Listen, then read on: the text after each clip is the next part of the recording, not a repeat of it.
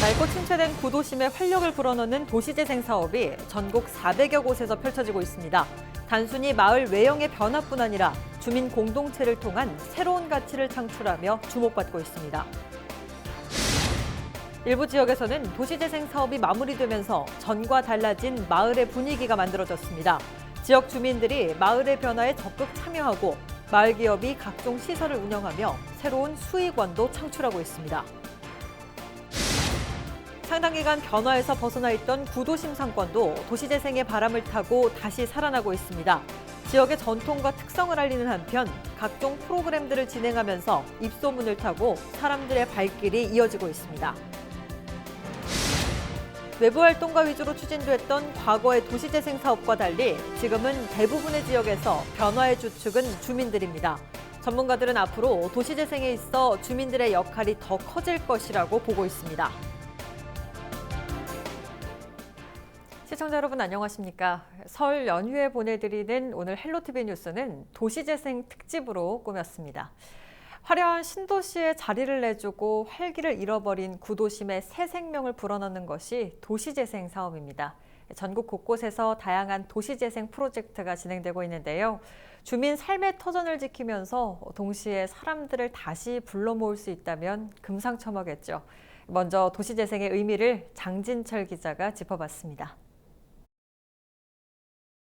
폐강의 아픔을 고스란히 간직한 강원도 정선. 사람들이 떠나면서 곳곳에 빈집이 생겼고 마을은 생기를 잃어갔습니다. 오랫동안 인적이 끊기며 황폐화되던 마을이 다시 주목받기 시작했습니다. 침체된 지역을 되살리고 지속 가능한 발판을 마련하기 위해 주민들이 직접 추진한 마을 호텔 18번가 때문입니다. 주민들이 함께 쓰던 마을회관을 컨벤션룸으로, 버려진 빈집은 아늑한 객실로 탈바꿈했습니다. 마을 골목은 호텔 로비가 돼 손님을 반기고 인근 상가들도 친절로 화답합니다. 골목길을 따라가면서 그런 경쟁력 있는 상점들이 이미 있는 거예요. 근데 그걸 어떻게 엮어서 손님에게 호텔처럼 편안한 서비스를 해주느냐, 이런 고민을 하게 됐던 거예요. 그러니까 우리가 가지고 있는 것들을 최대한 활용해서 마을 사업을 해보자. 주목할 점은 새로 짓거나 부순 건물이 한 개도 없다는 겁니다.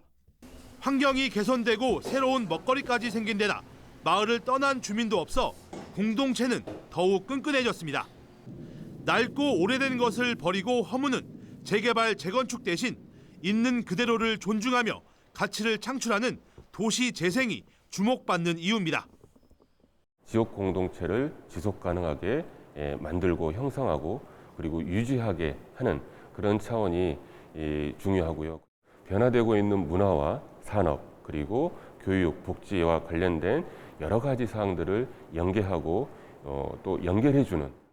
국내 도시재생 뉴딜 사업은 지난 2017년부터 본격화됐습니다.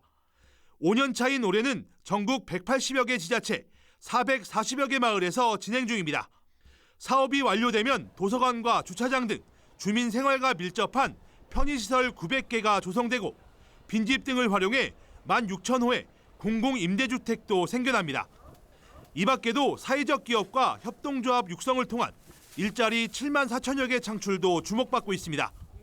올해로 추진 5년 차에 접어든 도시재생 뉴딜 사업, 낙후된 구도심을 살리기 위해 추진되는 도시재생 사업이 구도심에 어떤 변화와 효과를 가져올지 주목됩니다. 헬로티비 뉴스 장진철입니다. 실제로 도시재생 사업을 통한 변화들이 선명하게 드러나고 있습니다. 일부 지역은 이미 사업이 마무리된 곳도 있는데요. 오랜 시간 주민들의 손길로 만든 지역의 변화는 어떤 모습일까요? 이정하 기자가 전해드립니다. 경기 부천의 대표적인 옛 동네 소사 지역입니다. 침체됐던 도시의 84만 제곱미터 규모로 도시재생이 시작된 건 지난 2016년. 주민이 1,000명 가까이 참여했고 사업비만 100억 원이 투입됐습니다. 공동체와 문화, 마을 경제 분야로 나눠 18개 재생 사업이 진행됐습니다. 주민들 간에 화합이 안 됐어요. 그런데 이제 도시재생 사업이라는 걸 우리가 접해가지고 구도심권을 우리가 지역사회 주민들이 좀 뭔가 문화를 공유하면서 살 수 있는 지역의 발전을 좀 시킬 수 있겠구나, 그런 차원에서. 낡았던 간판이 새롭게 바뀌고 과거 부천 소사동에 거주했던 시인 정지용의 정신을 기린 산책길도 생겼습니다. 시인의 작품을 주제로 길 곳곳을 정비하면서 삭막했던 골목이 작은 문학관으로 재탄생했습니다. 노후주택이 있던 자리에는 예술 창작소가 들어섰습니다. 이곳에서 마을 기자는 동네 소식지를 만들고 지역 주민들은 취미 활동을 합니다. 동네에 이렇게 좋은 공간도 생기고 여러 가지 있거든요. 프로그램이. 그래서 여기저기 참여도 많이 하고요. 도시재생의 성공은 결국 주민의 참여가 관건. 앞으로는 일자리를 창출해 실제 주민 수입의 보탬이 되거나 이익을 나눌 수 있는 방법도 필요합니다. 노후된 지역의 환경 개선 사업이나 주거 개선 사업도 일부 이루어지기도 하고요. 모든 곳을 다 경제 기반형처럼 지역 주민의 일자리도 만들어지고 삶의 질도 개선될 수 있는. 매년 상춘객들이 찾는 경남 하동에서는 이미 마을 기업이 나서 지상 4층 규모의 게스트하우스와 편의시설 등을 운영하고 있습니다. 이처럼 전국 340여 개 지역에서 활발하게 이어지고 있는 도시재생 활성화. 낙후됐던 지역에 주민들이 불어넣은 활기가 돌고 있습니다. 헬로티비 뉴스 이정아입니다. 도시재생의 결과물은 단순히 마을의 외적인 변화에만 그치진 않습니다. 빈집이 다양한 방식으로 활용되고 또 골목 곳곳에 활력이 되살아나면서 과거에 번화했던 관광지의 모습을 다시 찾는 사례도 많습니다. 전병주 기자가 취재했습니다. 안동에서 한옥 카페 영업을 시작한 권호숙 씨. 7년 전 고향인 안동을 떠났다 지난해 돌아왔습니다. 빈 한옥을 사들여 예쁜 카페로 만들었습니다. 빠르게 변해가는 중구동에서 발전 가능성을 찾았기 때문입니다. 가장 큰 변화는 주변이 정비되었다는 거. 개인이 할 수 없는 부분만큼이잖아요. 저처럼 이제 카페를 하거나 상업 공간으로 이용하시는 분들에게는 우리 개인도 좋지만 여행 오시는 분들이나 안동을 알리는 그런 계기. 이 일대에 들어선 한옥 카페만 4곳. 상권이 형성되면서 썰렁했던 이곳에도 사람들의 발길이 이어지고 있습니다. 거리가 포장이 그때는 잘 예쁘게 안 돼 있었는데 지금은 포장도 예쁘게 깔끔하게 돼 있고 기존에 있었던 안동역 위치 근처에 있어가지고 주변 관광지들이랑도 가깝고 그래서 위치적인 조건도 여러모로 괜찮은 것 같습니다. 안동시 중구동 도시재생 사업에는 203억 원이 투입됐습니다. 시는 태사묘에서 웅부공원, 임청각을 잇는 역사 탐방로를 만들었습니다. 문을 닫은 식당과 낡은 여인숙은 청년들이 운영하는 복합 문화 공간으로 변신합니다. 여기에 주민들이 직접 만드는 마을 축제와 체험 행사도 열릴 예정입니다. 2016년부터 시작한 저희 중구동 도시재생 사업은 현재 막바지 공사가 진행 중입니다. 올해 상반기까지는 거점 시설 조성 공사들을 마무리 짓고 하반기에 주민들이 활용할 수 있는 프로그램들을 운영할 계획입니다. 인근에 있는 옛 안동역도 올해 본격 개발을 앞두고 있어 침체된 원도심이 다시 제 모습을 찾을 수 있을지 관심이 모아지고 있습니다. 헬로티비 뉴스 전병주입니다. 다양한 도시재생 사례들 그리고 지금도 마을의 변화를 고민하는 현장에는 한 가지 공통점이 있습니다. 바로 도시재생의 기획부터 진행 단계 전반에 걸쳐 주민들이 직접 참여한다는 건데요. 외부의 마을 활동가들이 중심이 됐던 과거의 방식, 그리고 마을 주민들이 직접 고민하고 실행하는 방식, 이 두 가지 방식 중에 지속 가능한 도시재생을 위해서는 어떤 방식이 나을까요? 장보영 기자입니다. 비만 오면 빗물이 흘러 넘쳤던 곳. 석축을 쌓은 뒤 문제는 사라졌습니다. 답답했던 담장도 뻥 뚫리고 관리가 되지 않던 공원은 말끔하게 정돈됐습니다. 위압감을 줬던 옹벽은 묵은 때를 벗기고 색을 입히니 다른 장소 같습니다. 모두 주민 의제 발굴단에서 해결한 마을의 문제들입니다. 밤에도 안심하고 다닐 수 있는 그런 동네를 만들어 보자. 그래가지고 이제 CCTV 설치라든가 조명 설치 그런 거를 제안했을 때 그게 수용이 되어가지고 되게 기뻤습니다. 한 사람 한 사람의 안을 다 들었습니다. 집집마다 방문을 해가지고 그 젊은 사람하고 방문을 해가지고 이야기를 했을 때는 소통이 되었습니다. 부산 금정구 회동동 주민 20여 명은 지난 5년 동안 마을의 변화를 주도해왔습니다. 작게는 작은 도서관 이름부터 복합 커뮤니티 센터의 공간 구성까지 모두 주민의 의견이 담겼습니다.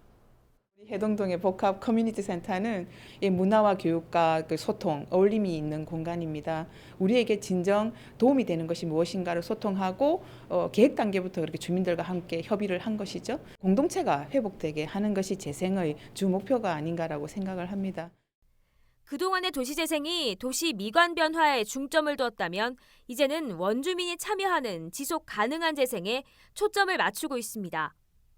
외부에서 물리적인 환경을 조성하고 사업 기간이 끝나면 방치되는 사례들이 수차례 지적되어 온 만큼 주민이 변화를 스스로 이끌고 추후 활용까지 도맡는 주민주도형 도시재생이 대두될 수밖에 없는 겁니다. 주민들이 지역 문제를 스스로 해결하는 주민총회와 주민자치회의 법제화가 진행 중인 상황. 전문가들은 앞으로 도시재생에 주민들의 역할이 더욱 강조될 것이라고 말합니다. 제일 잘 아는 사람이 방안을 제시하는 거죠. 그러다 보니까 그 처방에 있어서 가장 올바를 가능성이 제일 높고요. 외부의 전문가들을 초청을 해서 자기들이 어떤 부족한 부분을 메워달라고 이렇게 요청할 정도로 주민이 주도하는 어떤 상황으로 완전히 많이 바뀌었습니다.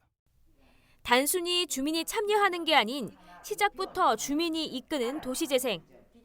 지속 가능한 도시재생의 답이 되고 있습니다. 헬로티비 뉴스 장보영입니다. 결국은 주민과 참여인 것 같습니다. 본인이 직접 고민하고 만든 변화에 그만큼 만족도도 높은 건데요. 계속해서 주민주도형 사업의 성공 모델로 주목받고 있는 전남 순천형 도시재생 사업을 서경 기자가 전해드립니다. 순천에서 가장 오래된 교복집을 운영하고 있는 오영래 씨. 20년째 우범 지역으로 분류된 저전동을 되살리기 위해 중책을 맡았습니다. 도시재생 계획을 세우는 데 1년, 계획을 현실화하는 데 또 1년. 이렇게 2년에 거쳐 주민들과 함께 도시재생 사업의 밑그림을 완성했습니다. 우리가 필요한 부분을 우리가 소화하는 그런 방식으로 했기 때문에 지금 하고 있는 이 재생 사업에 우리 주민들의 의견이 많이 들어갔기 때문에 아마 만족도도 더 높으리라 생각됩니다. 적막했던 골목 한편에는 정원이 생겼습니다. 주민들이 정원관리사 교육을 받아서 직접 디자인하고 심고 가꾼 시민 1호 정원입니다. 식당과 카페, 그리고 정원의 도시다운 환경센터가 들어서게 될 골목. 상점마다 정원을 가꿔서 저전동만의 특색 있는 거리로 탈바꿈될 전망입니다. 지금처럼 회색빛 골목이 아니라 사계절 푸른 정원 골목으로 다시 태어나는 겁니다. 깨끗한 거리, 또 예쁜 거리. 우리 저전동에 옛날에는 여기가 엄청 험했거든요. 그런데 이렇게 좋게 이렇게 정원해 놓으니까 얼마나 좋아요. 순천시는 주민주도형 도시재생 사업의 모든 과정이 절대 순탄치 않다고 설명했습니다. 하지만 재개발과 도시재생의 차이는 바로 이 어려운 과정을 이겨내는 것에서부터 시작되는 것이라며 주민과 지자체의 치열하고도 적극적인 소통이 순천형 도시재생의 핵심이라고 전했습니다. 도시재생은 결과가 아닌 것 같아요. 진행하는 과정이 도시재생인 것 같습니다. 상호작용하기가 쉽지는 않습니다. 그래서 주민들 많이 참여해 주시고 관심 가져주시는 게 마을을 발전시키는 도시재생이라고 생각합니다. 소소하지만 꼭 필요한 것들로 탄탄하게 채워진 우리 동네. 하나의 뚜렷한 목표를 가지고 똘똘 뭉친 순천 저전동 주민들. 주민들의 적극적인 참여가 20년째 불 꺼진 골목을 정원을 품은 생기 넘치는 마을로 변화시키고 있습니다. 헬로티비 뉴스 서경입니다. 도시재생 사업지에서 필요로 하는 전문 인력을 양성하기 위한 교육 프로그램 개발이 추진됩니다. 국토교통부는 최근 도시재생 활성화 및 지원에 관한 특례법이 개정됨에 따라 시행령 개정안을 다음 달 16일까지 입법 예고한다고 밝혔습니다. 개정안은 도시재생 전문 인력의 양성에 대한 내용이 규정됐는데 국토부가 전문 인력 교육 프로그램을 개발하고 정보체계 활용이나 도시재생 관련 경력 인정 등에 대해 계획을 세우고 시행할 수 있도록 하고 있습니다. 또 인력 양성기관이 갖춰야 할 최소 기준을 마련해 일정 수준 이상의 기관이나 단체를 지정하도록 하고 국토부가 이들 기관에 대한 지도, 감독할 수 있는 규정도 두고 있습니다. 이상으로 뉴스 마칩니다. 저희는 언제나 지역 주민 여러분 곁에 있겠습니다. 고맙습니다.